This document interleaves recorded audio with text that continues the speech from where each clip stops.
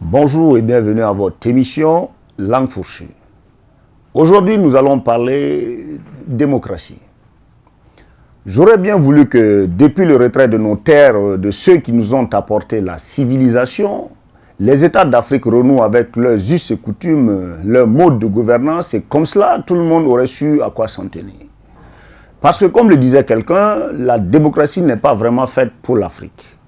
En effet, à regarder de près tous nos digérants, aucun ne semble avoir à cœur le bien-être de son peuple, si ce n'est le sien propre et celui de ses courtisans. Lors d'une précédente émission, je disais que parmi la nouvelle espèce de gouvernants que nous choisissons librement ou qui s'impose à nous, mes préférés étaient les militaires.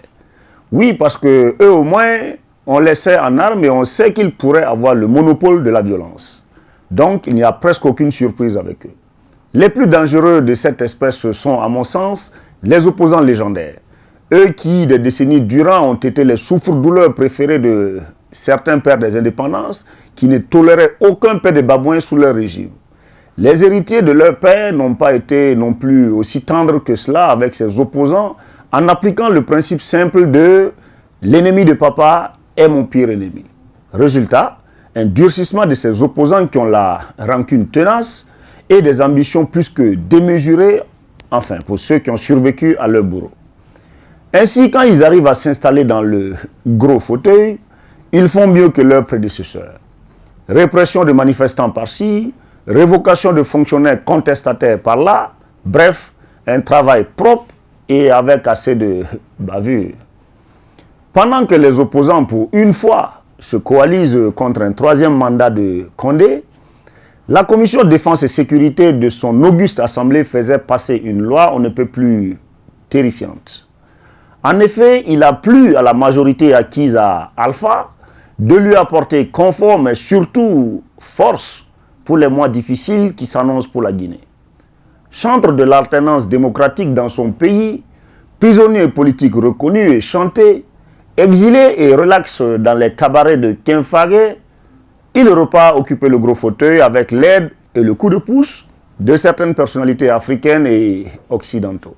Mais il faut croire que le bon Tchapalo et les viandes exotiques de la banlieue de Ouagadougou n'ont pas fait que du bien à Condé, qui, après avoir déconseillé à son frère burkinabé un autre mandat, se lance sur les mêmes traces que celui-ci.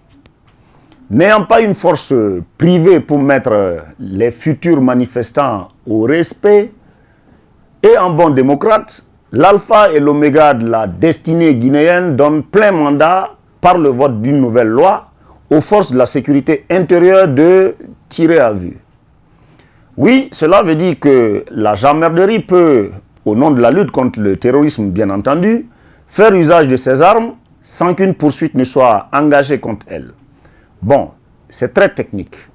Selon le ministre guinéen de la Défense nationale, la loi nouvellement adoptée par son assemblée est, je cite, similaire aux textes qui régissent l'usage des armes à feu par la gendarmerie en France et dans de nombreuses grandes démocraties. Bravo. Sauf que la Guinée n'est pas la France et l'Afrique encore moins inscrite dans ces grandes démocraties.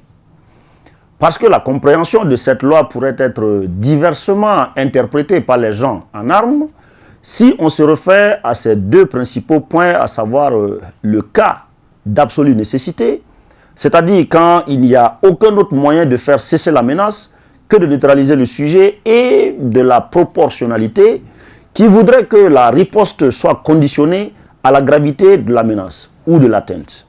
Bon, sans douter de la bonne foi de la majorité qui veut Condé Fleurette à Alpha, l'opportunité du vote de cette loi donne matière à réfléchir aux organisations de défense des droits de l'homme.